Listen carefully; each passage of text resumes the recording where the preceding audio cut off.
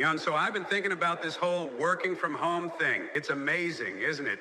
You get up in the morning, you walk 20 feet, and boom, you're at the office. Your cat's your co-worker, and your dress code is whatever's clean, or hell, whatever's within arm's reach. But now corporate America is screaming, get back to the office.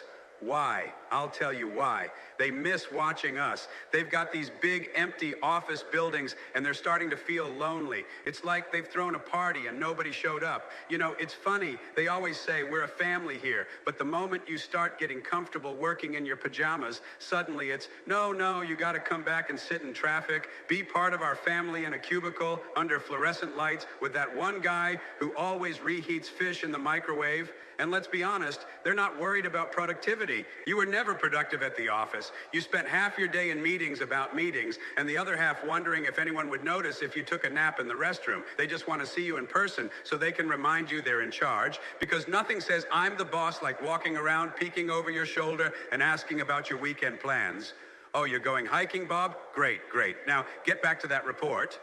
It's control, my friends. You thought your home was your castle? Nah. It's just another branch office now.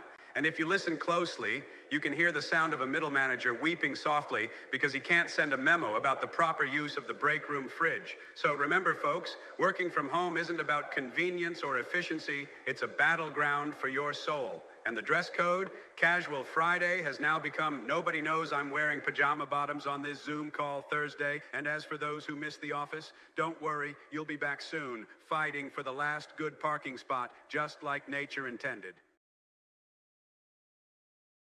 Have you noticed that America has become a land of extremes? It's like we're in a boat that's tipping so far to one side, even the rats are getting seasick. On one end, you've got billionaires who've got so much money, they don't just burn cash for heat. They're buying new planets just in case this one doesn't work out. And then there's the rest of us, the so-called middle class. Middle of what? The middle of a disappearing act. It's like we're in a magic show, and every time the economy does a trick, a few more of us vanish. Poof, gone. And nobody's even clapping. You know, the richest guys talk about hard work and opportunity. Sure, because nothing screams self-made like inheriting a fortune and a monopoly. These guys climb to the top of the financial food chain, and then suddenly they're philosophers telling us to find our passion. Yeah, I found my passion all right. It's wondering how my passion is going to pay my electric bill. And the middle class, we're just in a constant state of shock. We're like a guy who's been hit by a truck standing up, brushing himself off and saying, did anybody get the license plate of that economy that just ran me over? The billionaires keep getting richer, like they're playing Monopoly with cheat codes. Meanwhile, the middle class is playing Russian roulette with bills. Is it the electric or the water that gets shut off this month? Let's spin the barrel and find out. And don't get me started on taxes. The rich have so many loopholes. Their accountants wear harnesses. They pay less tax than a teenager working at a burger joint. Meanwhile, the middle class is squeezed like a lemon at a lemonade stand, and we're not even getting a sip. So what's the solution? I don't know. But if the billionaires keep buying rockets to space, maybe one day they'll just stay up there, and we can start over down here with what's left, which is, well, good luck finding a parking space at the rocket launch, folks.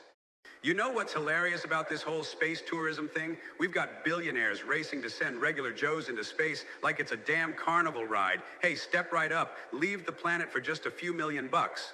Like any average person is sitting around thinking, gee, my life would be so much better if I could just float in a tin can a few hundred miles above Earth. And imagine the average Joe in space.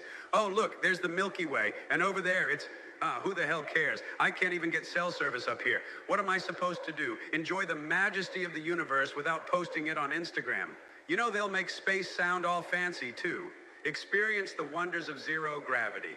Yeah, right. What they mean is, come watch your lunch float away because we haven't figured out space sandwiches yet. And the best part, when you get back from space, your friends ask, how was it? And you're like, well, I floated, I vomited, I came back. Best trip of my life. Because nothing says vacation like spending a fortune to puke in zero gravity.